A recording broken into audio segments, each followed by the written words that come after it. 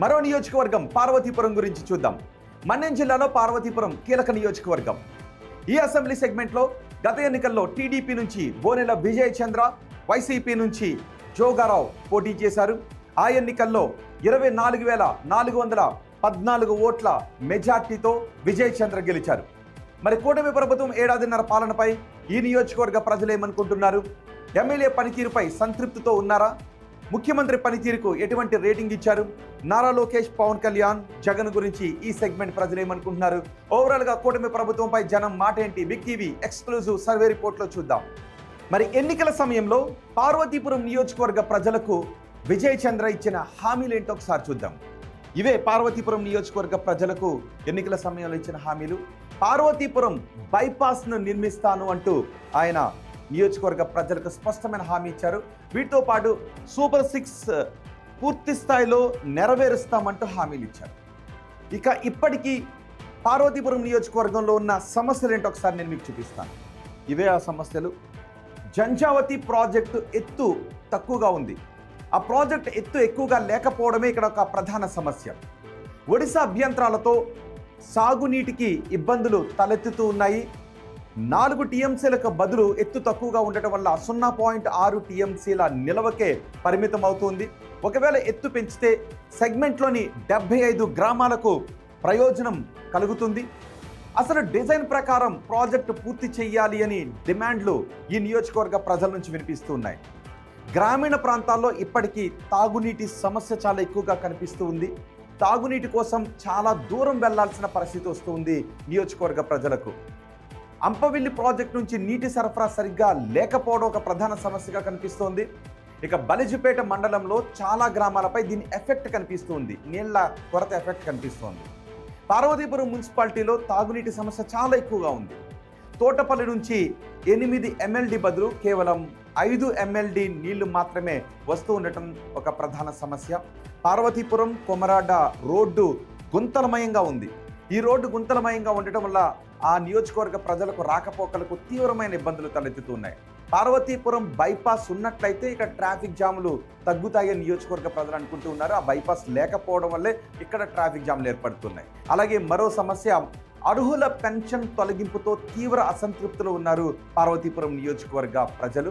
పార్వతీపురానికి నియోజకవర్గ ప్రజలకున్న మరో సమస్య ఏంటి అంటే, పార్వతీపురానికి లింకప్ రోడ్లు చాలా అధ్వానంగా ఉన్నాయి. చాలా గ్రామాల్లో డ్రైనేజీ వ్యవస్థ ఇప్పటికీ అస్తవ్యస్తంగా ఉంది. కొన్ని గ్రామాల్లో డ్రైనేజీలే లేవు. ఇక పార్వతీపురంలో PG కాలేజ్ కావాలి అని అక్కడ ప్రజలు డిమాండ్ చేస్తున్నారు. ఒకవేళ ఉన్నత చదువులు చదవాలి అంటే అటు విజయనగరానికో ఇటు విశాఖపట్నానికో విద్యార్థులు వెళ్లాల్సి వస్తోందని అంటున్నారు. ఇక ఎమ్మెల్యే పనితీరు గురించి జనం ఏమనుకుంటున్నారో చూద్దాం. ఎమ్మెల్యేకున్న పాజిటివ్ అంశాలేంటి, నెగిటివ్ అంశాలేంటో చూద్దాం. ముందుగా పాజిటివ్ అంశాలు ఇవే. సీతానగరం వంతెన పనులలో పురోగతి కనిపిస్తూ ఉంది. ఇది ఒక పాజిటివ్ అంశంగా కనిపిస్తోంది. అలాగే బాలగుడబ వెంకట్రావుపేట తార్ రోడ్డు పూర్తయింది. దీంతో ప్రజల రాకపోకలకు కొంత సౌకర్యంగా ఉంది. ఇది కూడా పాజిటివ్గా కనిపిస్తున్న అంశం. అలాగే KGBV జూనియర్ కాలేజ్ భవనానికి ఎమ్మెల్యే శంకుస్థాపన చేయడం కూడా ఒక సానుకూలంగా ఉన్న అంశం. ఇక పార్వతీపురం RTC కాంప్లెక్స్ అభివృద్ధిపై కదలిక కనిపిస్తోంది. 8 కోట్లతో స్పోర్ట్స్ స్టేడియంకి ఎమ్మెల్యే శంకుస్థాపన చేశారు.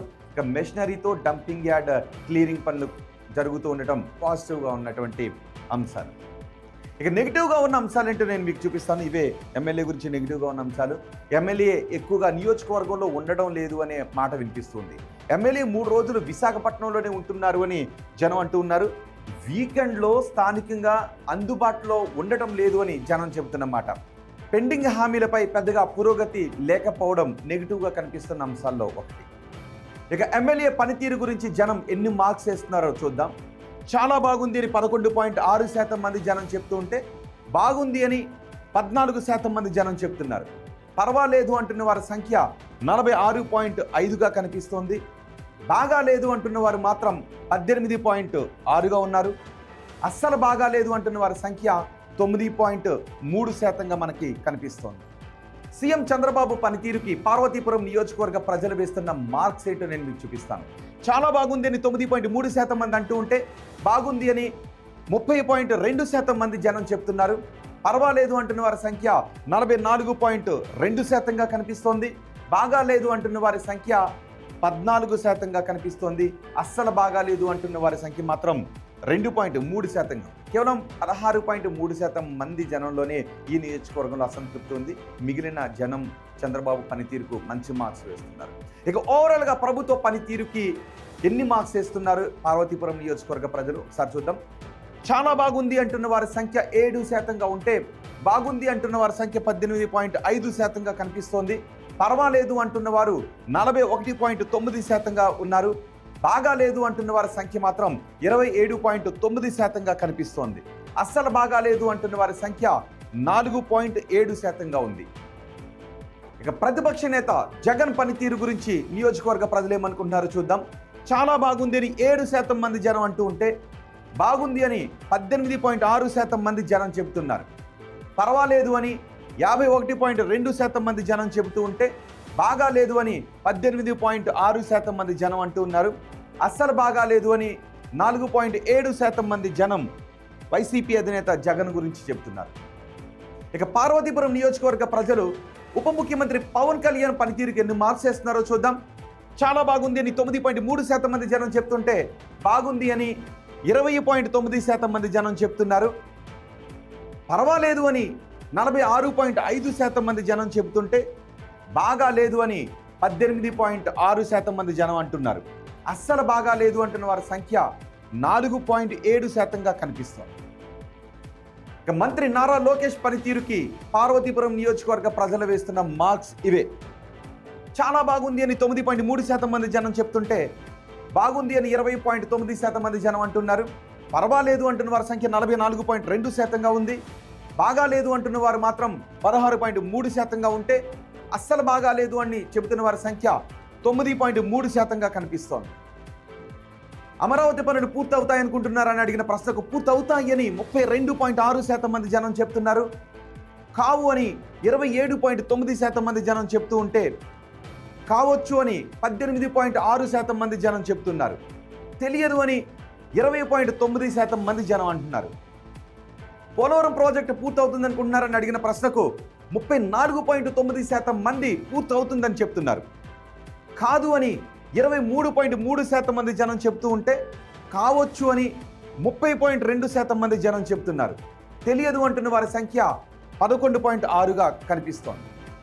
కూటమి ప్రభుత్వంలో ఉద్యోగ అవకాశాలు పెరిగాయా అని అడిగిన ప్రశ్నకు పెరిగాయి అని 11.6% మంది జనం చెబుతుంటే పెరగలేదు అని 39.9% మంది జనం చెబుతున్నారు. పెరుగుండొచ్చు అని 34.9% మంది జనం చెబుతుంటే తెలియదు అని 14% మంది జనం అంటున్నారు. వచ్చే ఎన్నికల్లో వైసీపీ అధికారంలోకి వస్తుందనుకుంటున్నారని అడిగితే వస్తుంది అని 27.9% మంది జనం చెబుతుంటే రాదు అని 30.2% మంది జనం చెబుతున్నారు. రావచ్చు అని 23.3% మంది జనం చెప్తూ ఉంటే తెలియదు అని 18.6% మంది జనం చెబుతున్నారు. చంద్రబాబు తర్వాత సీఎంగా ఎవరైతే బాగుంటుంది అని అడిగిన ప్రశ్నకు పార్వతీపురం నియోజకవర్గ ప్రజలు ఏం చెప్పారు అంటే పవన్ కళ్యాణ్ అయితే బాగుంటుందని 20.9% మంది జనం చెబుతూ ఉంటే నారా లోకేష్ అయితే బాగుంటుందని 48.9% మంది జనం చెప్తున్నారు. తెలియదు అంటున్న వారి సంఖ్య 30.2%గా కనిపిస్తోంది. ఇవి పార్వతీపురం నియోజకవర్గానికి సంబంధించి big TV survey report progress card.